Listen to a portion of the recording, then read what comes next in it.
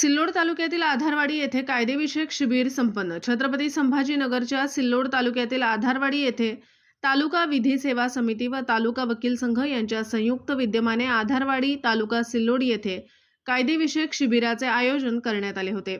शिबिरात विविध कायदेविषयक विषयांवर मार्गदर्शन करण्यात आले.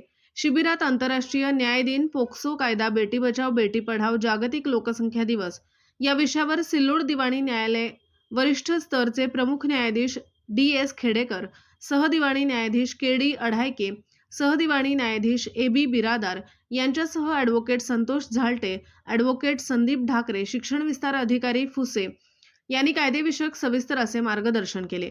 कार्यक्रमाचे प्रास्ताविक वकील संघाचे अध्यक्ष ॲडव्होकेट अशोक तायडे यांनी, सूत्रसंचलन ॲडव्होकेट राजेंद्र गोराडे, तर आभार ॲडव्होकेट शांताराम काकडे यांनी केले. या प्रसंगी गटविकास अधिकारी दादाराव अहिरे, पोलीस उपनिरीक्षक लघु घोडे, सरपंच लताबाई वाघमोडे, पोलीस पाटील निर्मला इवरे, ग्रामसेवक भिवसने यांची उपस्थिती होती. आधारवाडी येथील जिल्हा परिषद प्राथमिक शाळेच्या प्रांगणात मान्यवरांच्या प्रमुख उपस्थितीत वृक्षारोपण करण्यात आले. यावेळी वकील संघाचे सदस्य advocate Vijay Mandlecha, advocate Ravindra Tate, advocate Santosh Borade, advocate RK, advocate Anil Lokhande, advocate Mote, advocate Usman Shaikh, advocate Mangesh Pandit, advocate Magar, advocate Ashok Jadhav, न्यायालयीन अधीक्षक Hirekar, police head constable Ranganath Bawaskar, Tadvi, ज्येष्ठ नागरिक शिक्षक व विद्यार्थी यांची उपस्थिती होती. गावदर्शन लाईव्ह प्रतिनिधी गणेश शेळके, छत्रपती संभाजीनगर. जागतिक लोकसंख्या दिवस, आंतरराष्ट्रीय न्याय दिवस आणि बेटी बचाओ बेटी पढाओ, बालकांचा अधिकार आणि त्यांचे न्याय हक्क या विषयावर मार्गदर्शन आपल्या वक्त्यांनी केलेलंच आहे. त्यावर न जाता मी आज आपल्याला राष्ट्रीय विधी सेवा प्राधिकरणाच्या अंतर्गत जे सुविधा आणि योजना न्यायासाठी राबवल्या जातात त्या संदर्भात मी थोडं आपल्याला मार्गदर्शन करणार आहे. मानसिकदृष्ट्या आजारी आणि अकार्यक्षम व्यक्ती जे असतात त्यांना सुद्धा आपण न्यायाच्या प्रवाहामध्ये घेतलं पाहिजे. त्यांचा पण तो जगण्याचा अधिकार आहे. जसं बालकांचा देखील शिक्षण घेण्याचा आणि सक्तीने शिक्षण घेण्याचा अधिकार सरकारनं निर्माण केला, त्याच्या मागची पार्श्वभूमी आपण विचारात घेतली पाहिजे.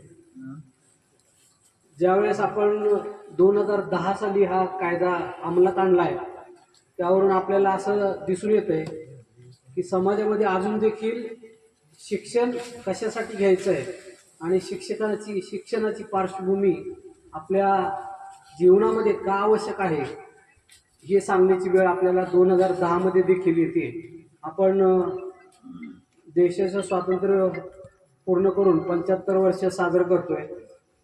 त्यातल्याच 60 वर्षापर्यंत आपल्याला आपल्या मुलांना शिक्षण द्यायला कायदा करावा लागतोय. ही वस्तुस्थिती आपण विचारात घेतली पाहिजे.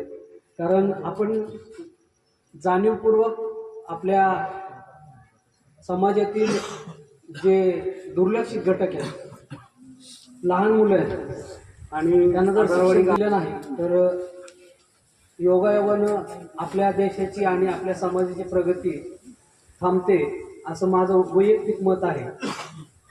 म्हणून शिक्षणाचा अधिकार आणि सक्ती करण्याची वेळ सरकारवर आली आणि कायदा पारित करण्यात आला. त्यामुळं प्रत्येक कुटुंबातून मला असं वाटतं की प्रत्येकानं आपल्याला मुलांना प्राथमिक शिक्षण तर द्यायलाच पाहिजे. ज्या ज्या ठिकाणी जिल्हा परिषदेची शाळा आहे त्या ठिकाणी शिक्षण प्रत्येकाच्या गावामध्ये पोचलेलं आहे आणि कॉन्व्हेंट शिक्षण घ्यावं असं काही नाही आहे. आम्ही तिघही न्यायाधीश जिल्हा परिषदेच्या शैक्षणिक शाळामधून शिकलेलो आहोत. त्यामुळं शिक्षणासाठी कॉन्व्हेंट शिक्षण पाहिजे अशी काही आवश्यकता नाही.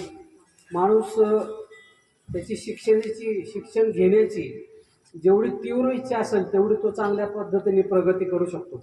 त्यामुळं ग्रामीण भागात जिल्हा परिषदेची शाळा असू दे किंवा प्रायव्हेट शिक्षण चाललेलं असू दे, आपण आपल्या पाल्याला मुलाला कमीत कमी सक्तीचं शिक्षण जरी कायदा म्हणत असला तरी आपण स्वतः सक्ती केल्याशिवाय आणि त्याच्या मागं सक्ती करून त्याला शिकवल्याशिवाय आपली प्रगती होणार नाही. आणि सामाजिक प्रगतीचं भान ठेवून आपण हे करायला पाहिजे असं मी आपण सर्वांना आवाहन करेन.